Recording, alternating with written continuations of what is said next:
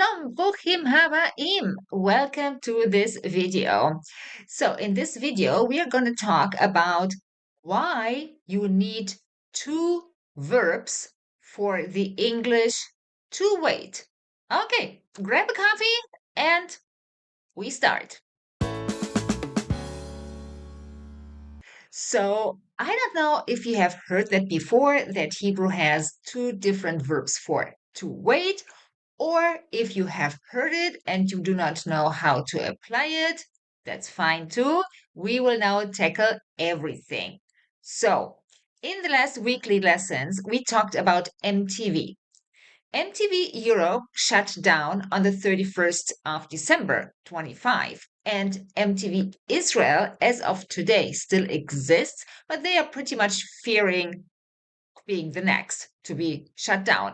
I mean, come on, the world changed. I'm pretty much an MTV girl. I grew up with that. And yes, it's an era that is finishing, but that's how it is. Now, why am I mentioning that? Because in the weekly lesson, there were some sentences coming up like, young people stopped waiting for the next song. Now, the weekly lesson was about other grammar exercises, but I really wanted to come back to this. So, how would you say young people stopped waiting for the next song? I mean, we all agree on waiting is a verb, right? Okay, keep that in mind. Waiting is a verb. So, the sentence in Hebrew is הצעירים הפסיקו לחכות. לשיר הבא. To wait is לחכות. Okay. And then there was another sentence that came up that was waiting for the next song came to an end. So here we have waiting for the next song, and that waiting is a noun. Well, basically it's a gerund derived noun, but it is a noun here. So if you had to translate this, you would probably think, okay, we go to lechakot, to wait, and from here we make a noun. Yeah, if I were you, I would think the same. And before I was in Ulpan, in case you don't know my story, they call me the verb queen, and I have been to Ulpan. I have been walking in your shoes. So I'm an ex-Hebrew student who became a Hebrew teacher. Lechakot cannot be transformed into a noun. What? Well, look at this sentence now, how we actually say it. ההמתנה לשיר הבא הסתיימה. המתנה. Where are we right now? Okay, we are now going step by step. But fact is, hamtana is from a different verb and has, at least verb-wise, nothing to do with lechakot. Well, it's obvious, right? Okay, so let's go to the very beginning. Why do we need two verbs for to wait? And what was that we cannot do the infinite, we cannot do the noun? Okay, I'm coming to that. So, first of all, lechakot. We know it. But lechakot has no noun.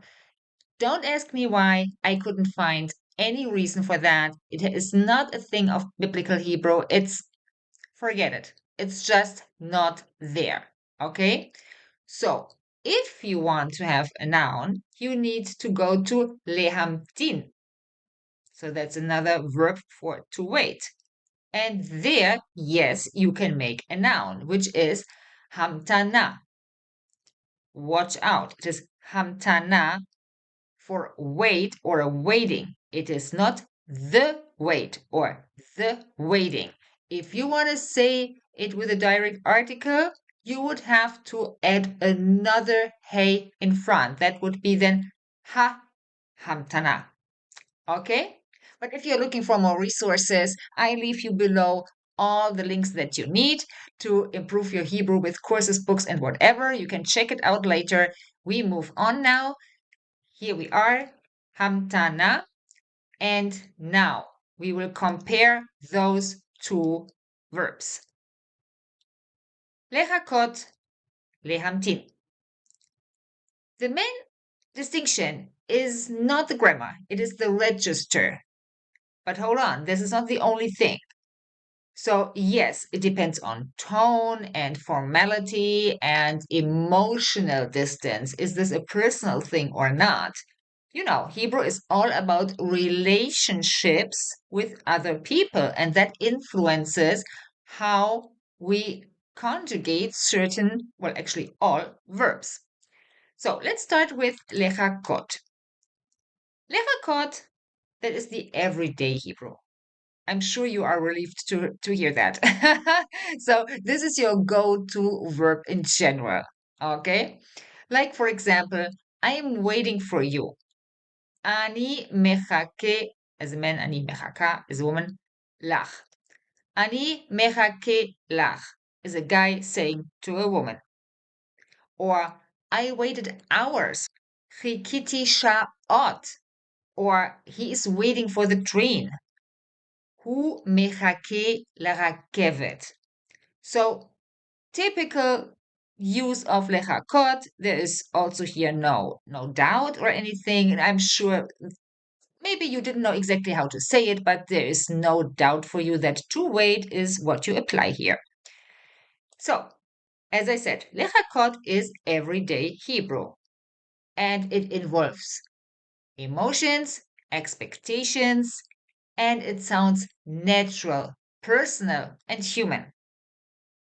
Now let's have a look at lehamtin.